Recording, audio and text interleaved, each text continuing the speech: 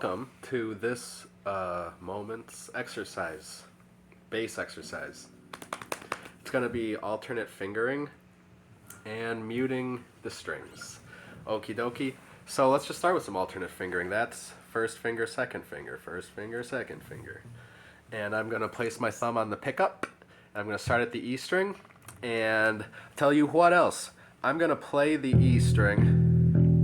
Then I'm going to play the A string, but my finger is going to touch the E string. It's going to touch the string, I just played. So I go to the D, and I'm touching the A.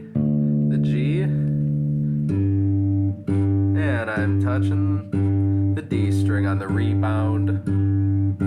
Okay. Ready? 1, 2, 3, do it with me.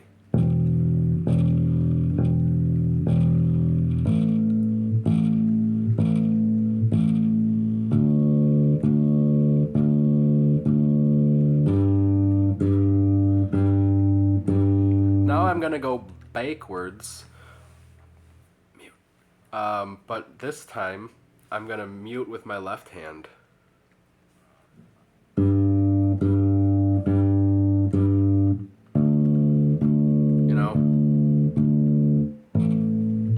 Kinda gotta do it that way. Sweet. So that's some left hand muting there. You should do both of those things slowly and just make sure that you get the coordination down. And then speed it up a little bit the next day. Something to, when you get your first bass and start playing, that's a really good way to start building the muscle memory in your right hand. I'm doing something now that I haven't talked about yet. It's skipping your thumb down the strings. That's another thing that I do to mute the strings, especially if I'm like playing notes, I can't mute with my left hand. And I honestly don't like keeping my thumb stationary on the pickup. A lot of people do that, and that's cool. But what I do, for the E string, I'll keep it on the pickup, or maybe I'll just have my hand, excuse me, I'll have my thumb resting against the body to give it some stability. Whatever you do, if it's your thumb on the pickup or I don't know, somewhere. Every bass has got a different pickup layout. I think you want your right hand to have some stability, or at least your picking hand. Because if you're left-handed, then you put your thumb somewhere. Okie dokie. Sorry. Okay. Check this out. I'm playing the E string, alternate fingering, by the way, all the time. At least for this exercise, just a muscle memory thing. Okie dokie. And now when I play the A string, I'm gonna hop my thumb to the E string. I don't always do that, but for the sake of just building this technique, it's good to just do it like this. And then, so E, thumb on the E string, and then I just play the A string, so I'm gonna play the D next, and my thumb hops to the A. And now my thumb is gonna hop to the G. And try the same thing going backwards. Left hand mute. Because you don't want this. You don't want those two strings. Not today, at least. Not with this exercise. Alright. Sweet. Let's do that again. I'm going to do a good take of that, because I was talking the whole time. So, just to reiterate, my thumb is starting on the pickup, and then it's just hopping down the strings. And then when I go backwards, my left hand has got to mute the open strings, so I don't just get just jumbled. Sonic, I don't know. All these low frequencies are banging up against each other. So here we go. 1, 2, 3, 4.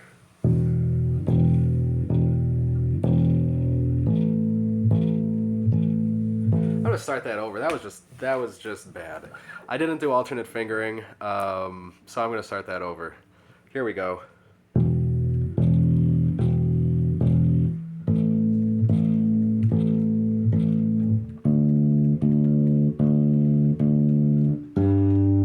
Now on the way back down, now my left hand is in the game.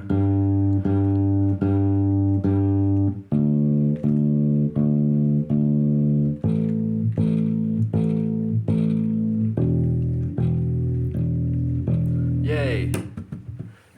So that's some string muting with both your right hand and your left hand.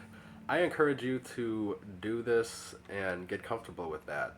Just muting the open strings. It's like important, but I think like maybe sometimes overlooked. It's a simple thing. All right, now I'm going to talk about a few variations here that involve muting the the first one of the first things we talked about, muting the string on the recoil. I go play the E string a few times,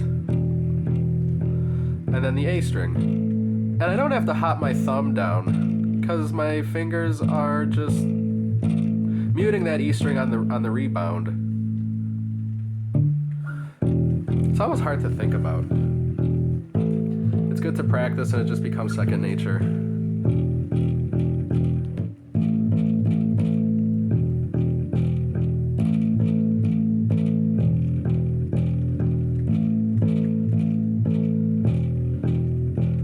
Sometimes I lead with my second finger. I mean,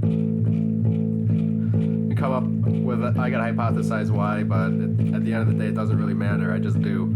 A lot of people start with their first finger, and maybe it's because my second finger is longer. I don't know. Cool.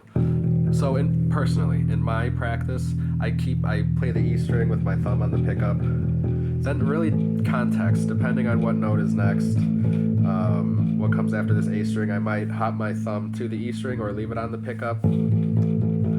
Let's go to the D string. I'm going to hop my thumb to the A. This is, I could sometimes leave my thumb on the E and play the D string because my fingers will rebound and mute the A string. Sometimes I'll put my finger on the A string, and that's really as far as it goes for me personally, because when I play the G, I can rebound on the D. And I think another reason is like me, when I'm playing bass, I don't spend that much time on this highest string. I just don't play like notes there all the time. Just because it doesn't have as much bass as the other strings. I don't know. I'm babbling now. Anyways, that's it. Just practice alternate fingering and practice muting those strings. I threw out like 3 different options. One is to mute the strings with your left hand, and excuse me, I bumped the stand. I hope that wasn't too loud. I don't press the strings down hard to the fret, but you just want to touch the string or strings enough just to get them to stop vibrating. Another thing I want to throw out there, check out the Who Live at Leeds from 70. Okay, 1970. And at the beginning, the song Heaven and Hell, maybe it wasn't on the original release, but it's the first song they played in the concert, and I guess the Who opened their shows with this John Entwistle song, Heaven and Hell. And he goes right at the beginning, and I think right there, that's John Entwistle. He invented the exercise for us all. So thank you, Ox, and it's raining right now, so his old drummer said that when it thunders, think of John Entwistle. Whatever. He's cool. The Ox is cool. But, yeah, now I'm really babbling. Alright. Have a nice day. Happy practicing. Take it easy.